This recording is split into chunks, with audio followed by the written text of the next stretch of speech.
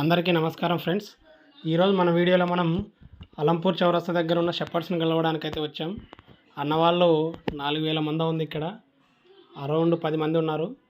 వాళ్ళ దగ్గర వచ్చేసి మనకు వాళ్ళ సమస్యలు ఏంటంటే పిండాలు ఇడ్చుకుపోవడం కానివ్వండి, లేకపోతే బరువు పెరగకపోవడం కానివ్వండి, ఆకలి గుణం లేకపోవడం కానివ్వండి, డీవార్మింగ్ చేసిన తర్వాత ఒత్తిడికి గురయ్యే అవకాశాలు కానివ్వండి, వీటన్ని ప్రాబ్లమ్స్ అయితే చెప్పారు మనకు.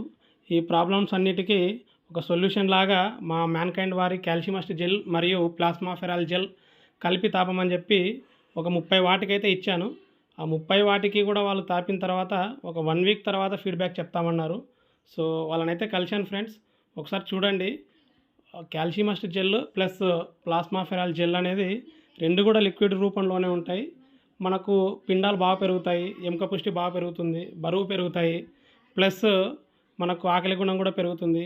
ఏదైనా వ్యాక్సినేషన్ చేసినప్పుడైనా కానీ మనకు స్ట్రెస్ నుంచి తగ్గిస్తుంది. సో ఒకసారి చూడండి.